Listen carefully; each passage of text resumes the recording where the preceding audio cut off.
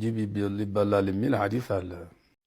ሰላም ወደ ቻናላችን ቤተሰቦች እንደምን አላችሁ? ዛሬ ደግሞ በተከታታይ ሁለት ቪዲዮዎችን አሳያችኋለሁኝ። እንደምታዩት ከላይ ሁለቱ ቪዲዮ በተለይ አንደኛው ደግሞ በኢትዮጵያ በተለይ በሙስሊሙ ማህበረሰብ በኩል ጅብ ይበላል ወይስ አይበላም የሚለው ነገር አነጋጋሪነቱ ቀጥሏል። ከኛ ሪያክሽን በተጨማሪ ሐጂው ምን ይላሉ የሚለውን አብረን እናያለን። አብራችሁን እስከ ቪዲዮ ፍጻሜ ድረስ እንድትቆዩ በአክብሮት ጋብዛለሁ። ይህ የመጀመሪያው ቪዲዮ ይሄ የምታዩት ከላይ ስለ ቤተ ክርስቲያን ነው እንግዲህ ጥሪ እየቀረበ ያለው። ሁሉ ጊዜ እንዲህ አይነት ልመናዎች ይስተዋላሉ። በእርግጥ ለበረከት እንደሆነ ይታወቃል። ነገር ግን የኔ ጥያቄ ሁሉ ጊዜ የማይገባኝ ነገር ምዕመኑ ወይም ማህበረሰቡ ወይም ደግሞ ታች ያለው ተገልጋይ ማህበረሰብ ነው በቃ ይሄን ሲያደርግ የሚታየውና ለምን እንዴት የሚል ነገር ሁሉ ጊዜ ራሴን ጠይቀዋለሁ። ማለት አታድርጉ አናድርግ ማለት አይደለም። ነገር ግን ብዙ ሀብታም ቤተክርስቲያኖች አሉ ገንዘባችን ምን እናድርገው የሚሉ ማለት ነው። እና ለምንድነው ቤተክርስቲያን እርስ በራሳቸው የማይረዳዱት? ለምንድነው አንዱ ለአንዱ የማይደርስ? እንደዚህ ሲቸገር ቀድሞ መድረስ ያለባቸው ራሳቸው ናቸው። አግዙን፣ ይሄ ጎሎናል፣ ይሄን ሙሉልን ማለት ያለባቸው የቤተክርስቲያን ከላይ የተቀመጡ አባቶቻችን መሪዎቻችን ናቸው። ነገር ግን ይሄ ሲደረግ አይታይም። በጣም የሚያሳዝን ነው። ለምንድነው ምዕመኖች ወይም በተለይ ደግሞ ወጣቱ ማህበረሰብ ብቻውን እንደዚህ እየደከመ የሚገኘው ነው? ምክንያቱም ተቀባይነት አይነው አለን፣ ግን ደግሞ ተሰሚነታችን በዋናነት አባቶች ላይ ያተኩራል። በዋናነት በእርግጥ ጊዜው የሚፈትን ሰዓት ስለሆነ እንደ አይነት ነገሮች ይከሰታሉና በጣም ብዙ የከበሩ ቤተክርስቲያን አሉ። በጣም ከራሳቸው አልፈው ሌላ መትረፍ የሚችሉ አሉ። ነገር ግን ብሩን ይዘው የሚቀመጡት ለምንድነው ያደጉት ወይም የከበሩ ማለቴ በገንዘብ ማለቴ ነው ሀብት ያላቸው ቤተክርስቲያን ሀብት ለሌላቸው የማያጋሩ ለምንድነው? አስቀምጠው ምን ያደርጉታል? ለምንድነው ይሄ ነገር ልምድ ሆኖ የማይቀጥለው የሚል ጥያቄ ይነሳብኛል። እስኪ እናንተም ኮሜንት ጋር ጻፉልኝ።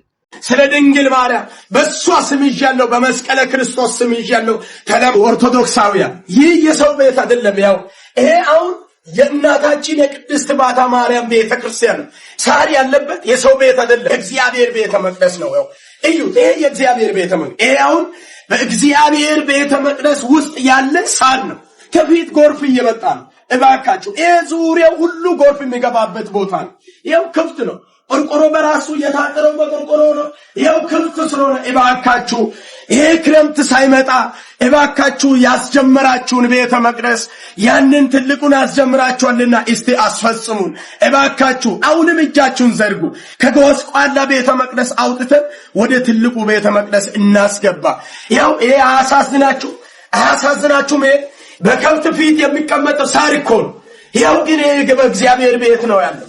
የባታ ማርያም ቤተ መቅደስ እንደዚህ ተጎሳቁሎ ነው ያለው። ስለ ባታ ማርያም ያው በመስቀል አምላክ እናንተን የምታዩት ሁላችሁንም ይሻለውና እያያችሁ አትለፉ እባካችሁ። ከማየት ይልቅ 10 ብር ብትሰጡ ይህንን ቤተ መቅደስ ያስፈጽማልና እያያችሁ አትለፉ እባካችሁ። ይሄው በመስቀለ ክርስቶስ ስም ይሻለው።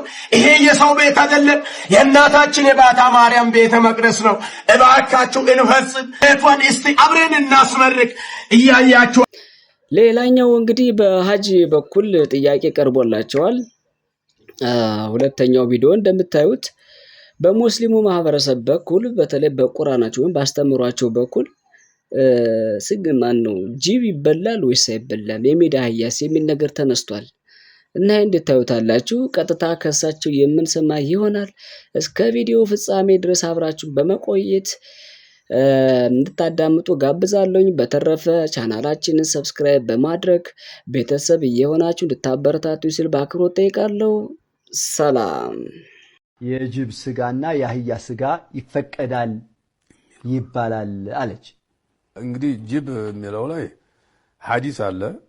ጅብ ይበላል የሚል ሐዲስ አለ። ተዑለማዎች በኩል ስንሄድ ደግሞ ጅብ አይበላም የሚሉ መዛህቦች ያሉ የአቡ ሐኒፋ መዛህብን ይመስል ሻፊዮች ይበላል ብለዋል። ሐዲሱም ይገጥማቸዋል ማለት ነው። ስለዚህ እሱ ይበላል በሚለው እንይዘው ዜና ነው። ግን በሀገራችን ደረጃ በጣም አልተለመደም፣ የሚያስጠላም ነው። ይህንን እንደው ይበቃል ቢባልም ይህን መጠቀም ጥሩ አይደለም። ሰው ጋርም ያራርቃል። አንድ ሰው ይሄን ሲያደርግ ቢታይ ሰው ጋር ይጣላል። ሌላ ሃይማኖት እንዳመጣ አድርጎ ይታያልና እኛ መቼም በሐዲሱ ይፈቀዳል የሚል ነው ያየነው። የጅብ ስጋ ይፈቀዳል በዐለል ቀውል ራጂህ ይቻላል። ሐዲሱ የሚያግዘውም እሱን ነው። ግን ነብዩ አለይሂ ሰላቱ ወሰለም የሚፈቀዱ ነገሮችን ይተዋቸዋል። ለምን አልለመዷቸውምና ወላኪን ነፍሲ ተዓፉሁ ብለው የضብን ስጋ ያርጃኑ የወከሎን ስጋ እንደሚተውት ይሄንም ደግሞ የጅቡን ስጋ ይፈቀዳል ብንልም ግን መጠቀሙ ይወደዳል ማለት እንዳልሆነ ውሰዱልን ብለዋል። አህያው ላይ ነበር የነበሩት። አህያው ላይ እንግዲህ ነብዩ አለይሂ ሰላቱ ወሰለም በአንድ ጊዜ ኸይበር የሚባል ሀገር ዘመቻ ሂደው ነበር። ከመዲና ትንሽ ራቅ ወደ ሱሪያ በኩል ራቅ የሚል ቦታ ላይ ያለ ሀገር ነው። አሁን በሳዑዲያ ውስጥ ነው ያለው። ኸይበር ይባላል። አይሁዳዎቹ ይኖሩበት ነበር። አይሁዳዎቹ ነብያችን ጋር ስላልተስማሙ በሃይማኖት ወጓቸው። ነብያችን ዘመቱባቸው፣ ያው አሸነፏቸው። በዛ ሰዓት ላይ ብዙ ጊዜ ስለቆዩ ሷሃቦቹ ራባቸው። ሲረባቸው አህያ አርደው ቀቀሉ። የአህያ ስጋ ቀቅለው እሳት ሲነድ አዩ። ነብያችን ያለው ሲያርዱ አላዩአቸው። በኋላ ይሄ ምንድን ነው ብለው ሲጠይቁ አህያ ታርዶ የአህያ ስጋ ሰው እየቀቀለ ነው አሏቸው።